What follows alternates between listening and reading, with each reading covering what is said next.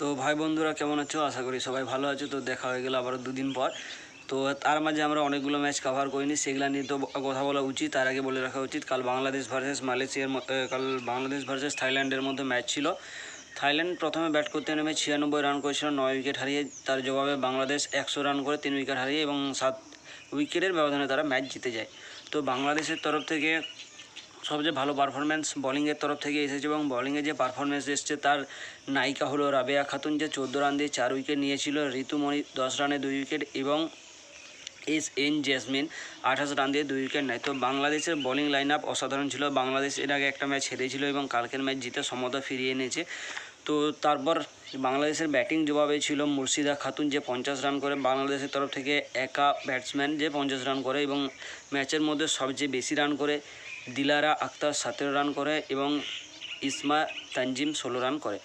বাংলাদেশ 7 উইকেটের ব্যবধানে ম্যাচ জিতে যায়। তো এরপর যেসব ম্যাচ আমরা কভার করি সেগুলো হলো থাইল্যান্ড ভার্সেস মালয়েশিয়ার মধ্যকার ম্যাচ, অর্থাৎ তৃতীয় নম্বর ম্যাচ। থাইল্যান্ড 22 রানের ব্যবধানে জিতে। বাংলাদেশ ভার্সেস শ্রীলঙ্কার প্রথম ম্যাচ দুটো টিমের জন্যই। বাংলাদেশ 111 রান করে 8 উইকেট হারিয়ে। তার জবাবে শ্রীলঙ্কা 114 রান করেছিল 3 উইকেট হারিয়ে এবং শ্রীলঙ্কা 7 উইকেটের ব্যবধানে ম্যাচ জিতে এবং তাদের প্রথম জিত হয়।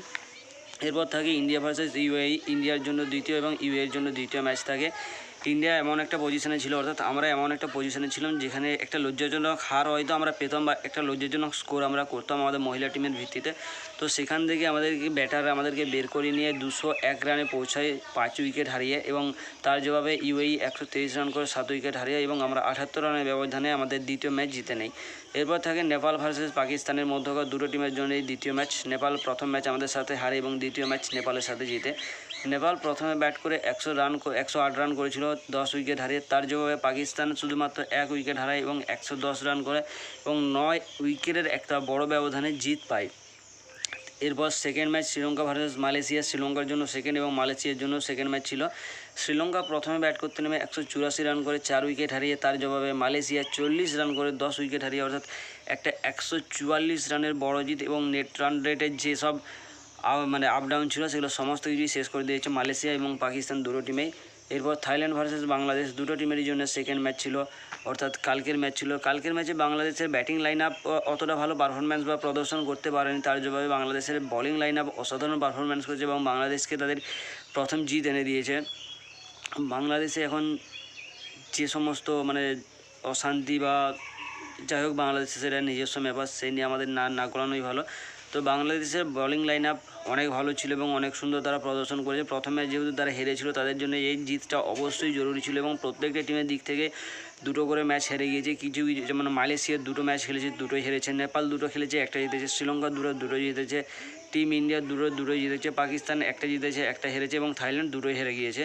তো সেই অনুযায়ী বাংলাদেশের এখন চান্স আছে, হয়তো তাদেরকে একটা বড় যেরকম পাকিস্তান বা শ্রীলঙ্কা বড় রানের জিত পেয়েছে সেরকম একটা জিত বাংলাদেশের জন্য দরকার, খুবই দরকার। নইলে বাংলাদেশ হয়তো নেট রান রেটের কারণে বাইরে চলে যেতে পারে। কিন্তু দেখতে গেলে এখন নেট রান রেটের জন্য বাংলাদেশ এগিয়ে থাকবে, নেপালের থেকে তো অনেক বেশি এগিয়ে থাকবে। তো দেখা যাক পরবর্তী ম্যাচ, অর্থাৎ আজকের ম্যাচে কী হয় এবং কোন টিম ভালো প্রদর্শন করে।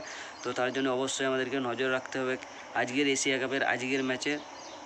তো তোমাদেরও লাইক, কমেন্ট, শেয়ার এবং সাবস্ক্রাইব করে আমার পাশে থাকতে হবে। আর হ্যাঁ, আশা করি তোমরা সবাই ভালো আছো, কারণ ঝড় বৃষ্টি জল যা সব হচ্ছে এবং শরীর খারাপ, তো সেসব তো আমাদের হাতে কিছু করার নেই। আমাদেরকে সুস্থ থাকতে হবে, বৃষ্টিতে ভেজা চলবে না এবং বাড়ির ভিতরে থেকে ম্যাচ এনজয় করতে হবে এবং ইউটিউবে চোখ রাখতে হবে আমার চ্যানেলে।